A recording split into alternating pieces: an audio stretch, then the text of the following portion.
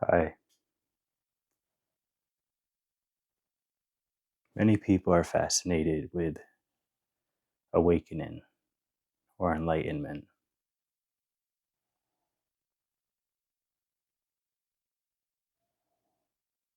but why?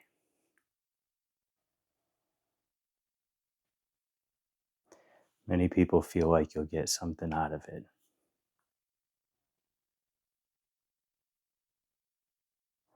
But what if you don't get anything out of it?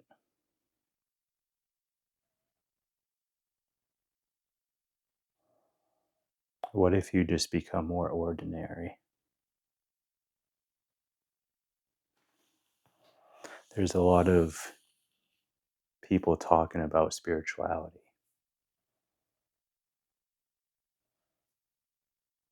but a lot of it is a new form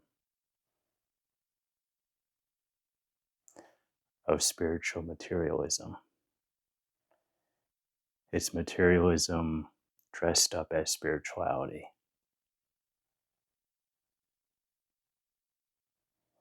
And it's all part of the process of development. But for people that are trying to find the deeper truths,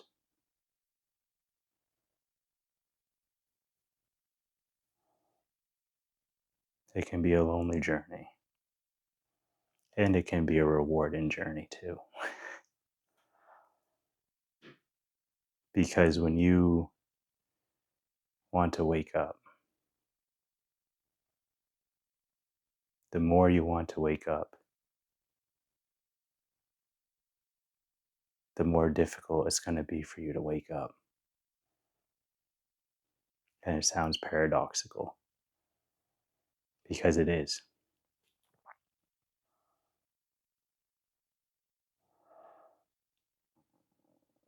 Everybody is already enlightened. But many people, if not most, don't see it.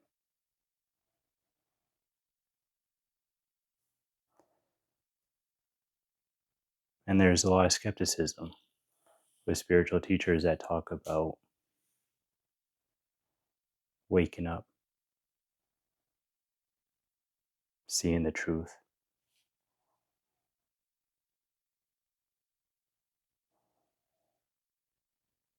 Because they look ordinary. And you also wonder, how do you know if the person telling you that they have awoken or that they're enlightened, how do you know that they're enlightened?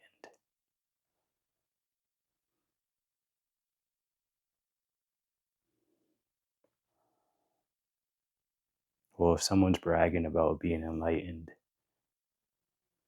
more likely than not, they haven't experienced it.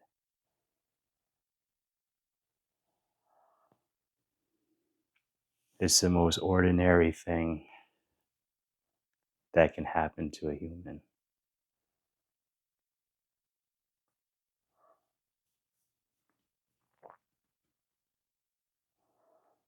Enlightenment sounds like a bunch of bells and whistles, sounds like special powers.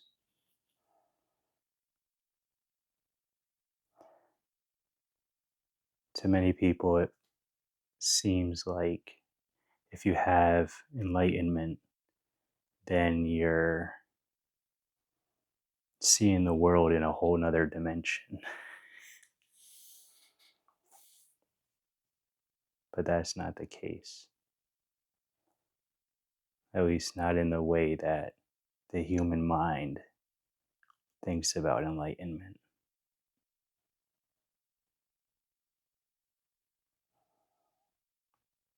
The spiritual journey or path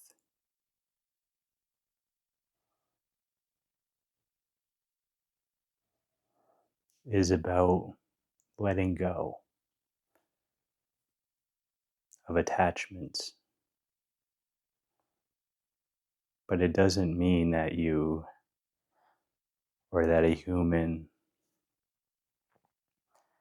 doesn't still go to work. It doesn't mean that a human doesn't have relationships.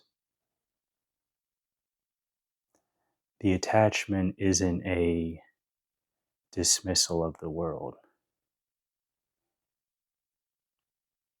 It's a detachment is a detachment from the identity with everything that arises, which sounds paradoxical with language, because language is dualistic. And that's why a lot of teachers, they use pointers, and different pointers work for different minds, for different egos.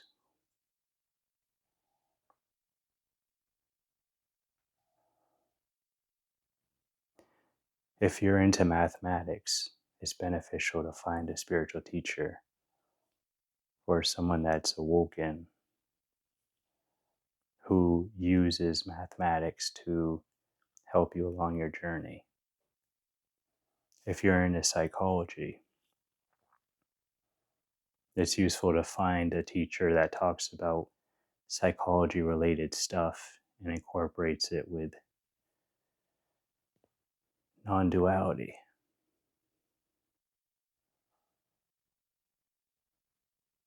But you need to have a satori, which is a experience of no mind, what some call the monkey mind, which is just focused on the past and focused on the future. And when you have a satori, that stops for a certain amount of time. And once you have a satori, you realize you never need to have one. But until you have that satori, you're really gonna want to have one.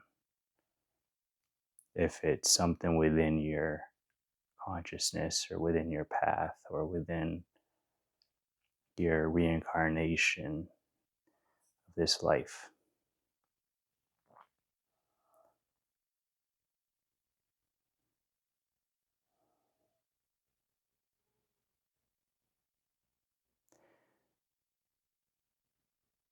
If we look at the world in 2026, we're more interconnected than we have been in previous generations and in previous times in history.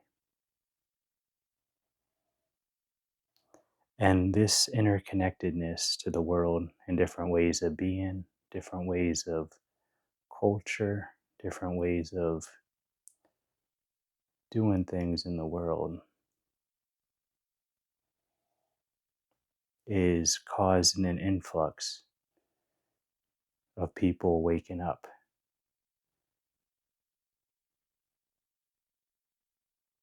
And with that comes a lot of challenges and precautions.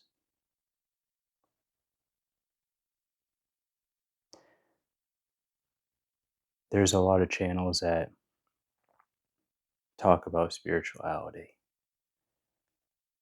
and they have a lot of followings. They have a lot of subscribers.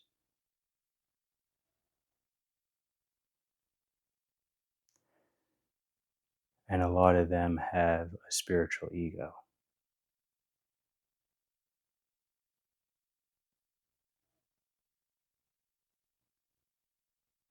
And counterintuitive to what a lot of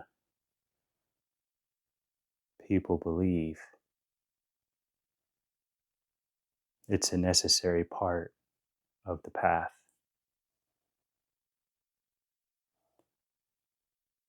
Before you have a spiritual ego, you have a materialist ego.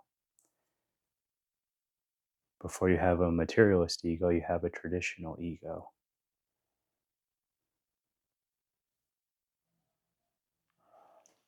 And spiritual ego is identifying as a meditator,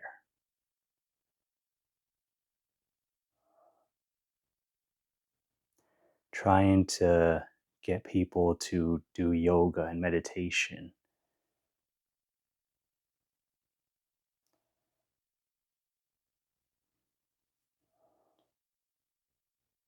Humans will only do meditation and yoga and introspection when they're ready.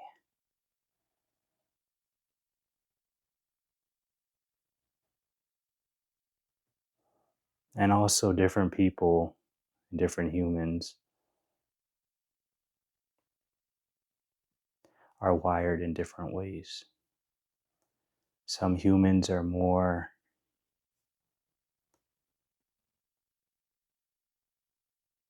inclined or feels natural to introspect. Some humans are more, it feels more natural to look out at the world. There's different paths that humans take. There's no one right path because many humans are different. All humans are different, relatively speaking. In the absolute sense,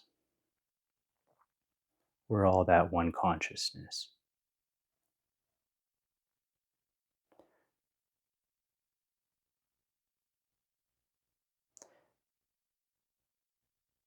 And there's a difference between a belief and a knowing. A belief you defend, or we defend as humans, because it feels like what we believe is being threatened. A knowing is when you know, regardless of the consequences, and you decide to speak it.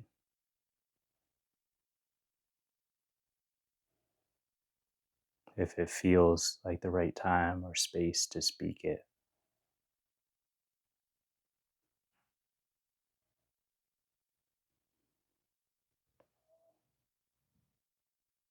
That's it for this video.